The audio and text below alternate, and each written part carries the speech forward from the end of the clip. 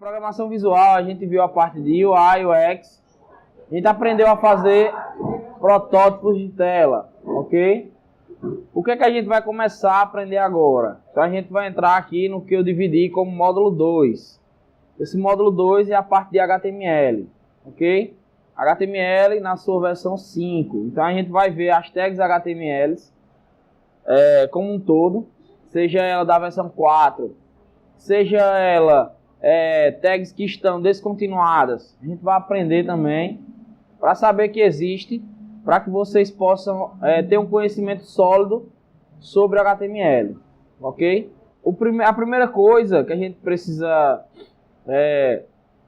saber antes de começar a estudar o HTML propriamente dito é como surgiu, né, o HTML. Depois a gente vai ver o que é o HTML, né?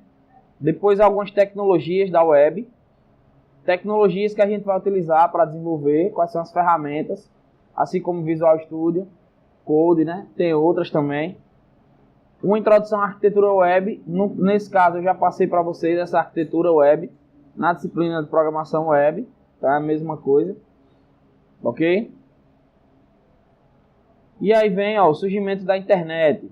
A internet surgiu a partir de pesquisas militares no auge da Guerra Fria, na década de 60, mais precisamente em 69. Surgiu a partir da ARPANET, criada pela ARPA, ok? Então, sigla de Advanced Research Project Agency. Em 29 de outubro de 69 ocorreu a transmissão do que pode ser considerado o primeiro e-mail da história.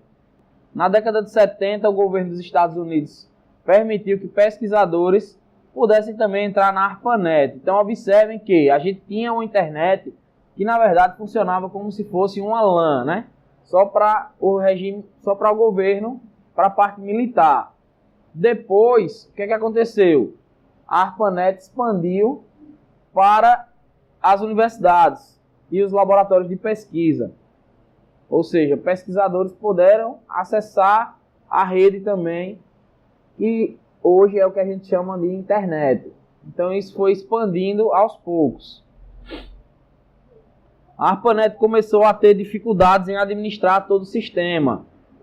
E aí foi onde surgiu a MILNET. A MILNET possuía as localidades militares e a nova ARPANET, que possuía as localidades não militares. Então a ARPANET acabou se dividindo, né, e criando essa MILNET, que era só para a parte militar. Então ficou a ARPANET para a pesquisa e a MILNET, que é a parte militar da internet, ok? Um sistema técnico denominado protocolo de IP, que aí vocês já viram isso, ou já vão ver isso, né, na disciplina de redes mais a fundo, permitir que o tráfego de informações fosse encaminhado de uma rede para outra. Então você poderia ter uma comunicação agora, você tinha duas redes separadas, mas que elas se comunicavam através do protocolo de IP. E aí observe que aqui a gente não falou ainda de web, ou seja, de navegador, de site. A gente falou de internet, ou seja, internet são os computadores trocando informações, trocando dados, mas não necessariamente uma página web, através do protocolo HTTP. E aí foi onde apareceu esse cara, né, o Tim Berners-Lee, em 1992, e ele criou a web, ou seja, a World Wide Web. O que foi que ele fez, né? Então ele criou, na verdade, o protocolo, a forma de comunicar através do HTTP, que é o HTML. Ou essa linguagem, né, de marcação de hipertexto, onde você pode colocar imagem, vídeos, textos, tudo dentro de uma única página. Então, antigamente, você trocava informações através de texto, apenas, ou apenas foto, ou apenas um vídeo por e-mail, por exemplo. E aí, a partir desse momento, não, foi possível você criar a sua página da web. E aí foi justamente que veio o HTML, né? Ou Hypertext Markup Language, linguagem de marcação de hipertexto. É a linguagem utilizada para escrever e organizar páginas da web.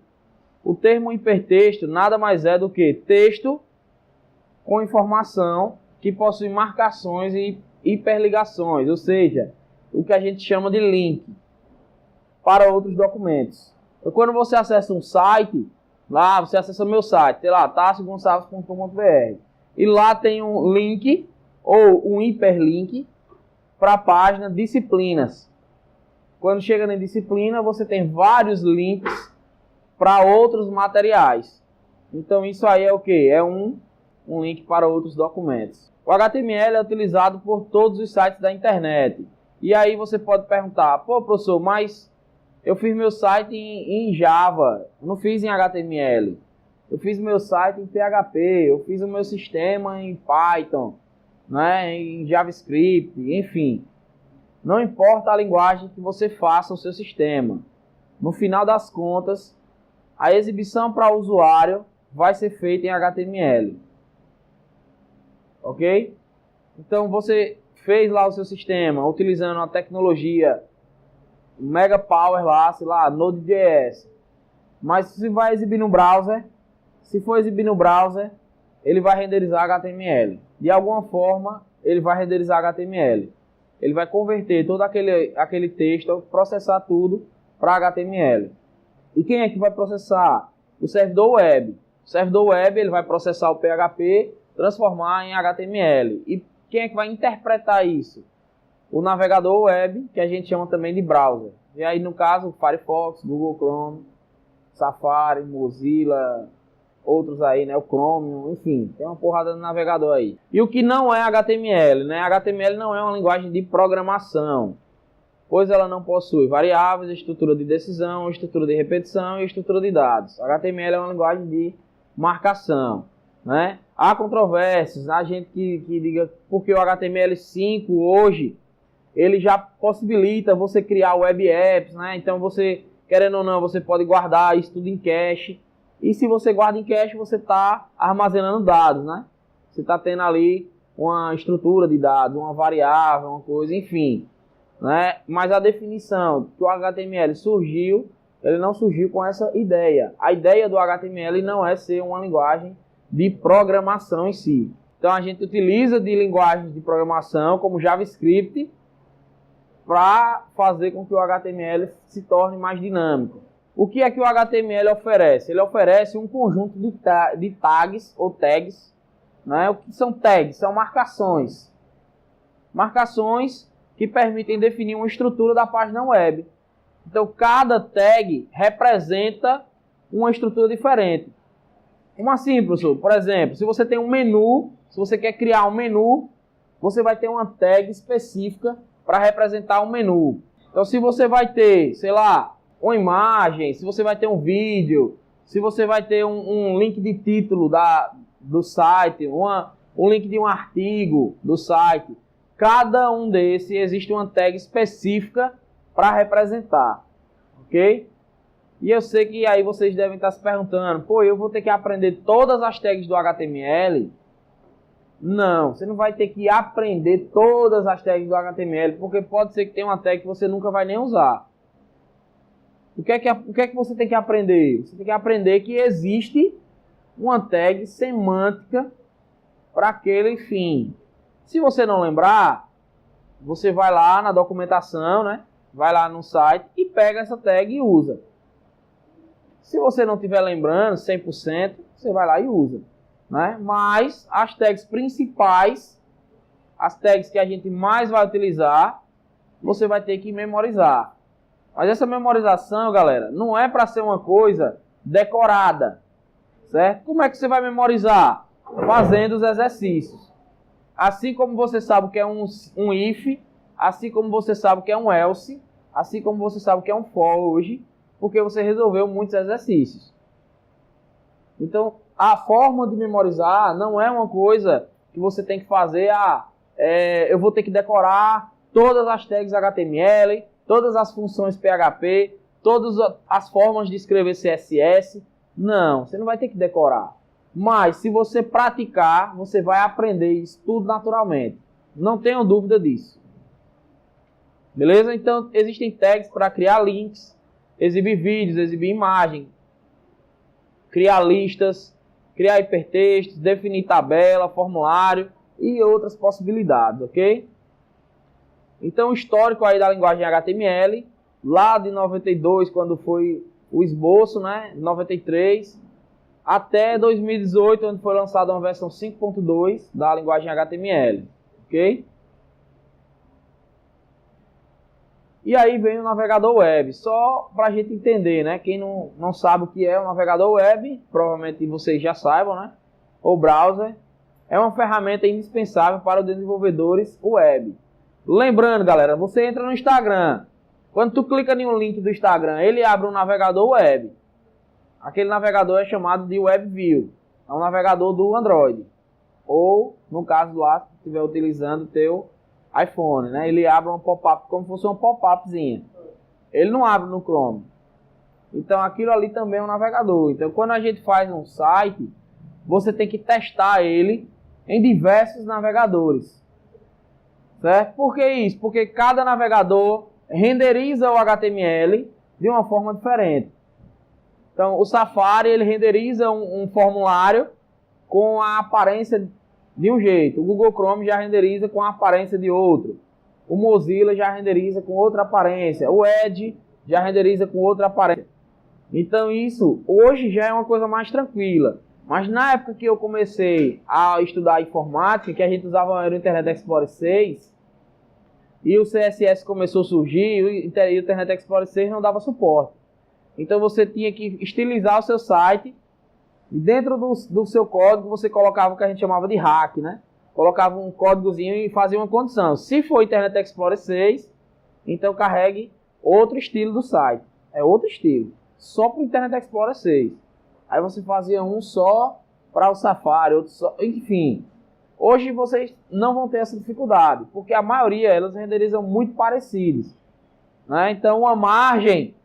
Vou dar um exemplo de uma coisa que acontecia. Se eu tenho um botão, um menu, e eu colocava uma margem à esquerda de 50 pixels, no Internet Explorer ficava 100. Ele dobrava. Então eu tinha que colocar, se fosse Internet Explorer, coloque 25. Porque aí ele ia ficar 50. Então imagine, você tinha que descobrir qual eram os bugs de cada navegador, fazer uma condição, um se lá no código, para cada navegador. Então isso era muito trabalhoso, né? E aí, a partir do momento que começou a padronizar, a W3C, que é o órgão que padroniza a web, ela começou a padronizar e os navegadores começaram a adotar essas tecnologias. Então, o resultado de um código HTML nem sempre é igual de navegador para navegador. Os principais são o Google Chrome, o Mozilla Firefox, o Opera, Safari, o Edge e o Internet Explorer, que nem tanto, né, não está sendo tanto utilizado. O Edge, não sei se vocês sabem, ele está mudando, né? Então ele passou a usar a base do Chromium, ou seja, a mesma que o Google Chrome usa. Ele abandonou completamente a base dele e está se reestruturando. Então, talvez melhore. Quais são as tecnologias para um desenvolvedor web?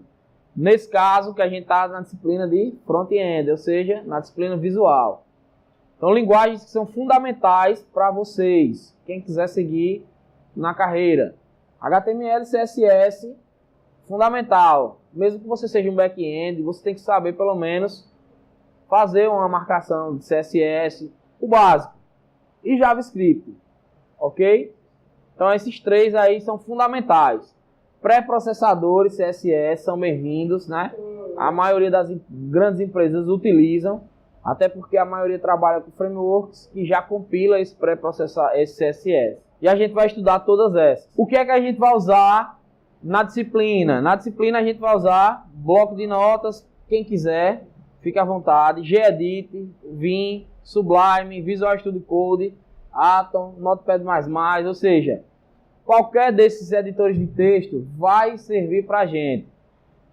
Eu vou utilizar o Visual Studio Code, mas se vocês quiserem, fiquem à vontade para usar qualquer um desses aí, ok? Além das IDEs, né? Então, IDE, o que é um IDE, galera? É um ambiente de desenvolvimento que é um pouco mais completo do que um editor de texto simples. Então, ele tem várias ferramentas para você. Além do NetBeans e o Eclipse, que são também muito conhecidas O NetBeans a galera usa muito para programar com PHP também. E aí vem a arquitetura da web. Eu já expliquei isso aqui para vocês, né? Então a gente tem o cliente vai fazer requisições a um servidor. Na disciplina de programação web, o que a gente está vendo? Essa parte aqui, ó, onde tem site. Ou seja, os códigos que a gente vai fazer lá em PHP, eles vão renderizar, fazer a consulta no nosso banco de dados e vão transformar tudo aquilo em HTML. Então pegue lá a lista de aluno. Ele vai pegar a lista de aluno, fazer uma repetição com aquele for each que a gente aprendeu, vai listar os alunos dentro de uma página HTML e vai retornar para o nosso navegador.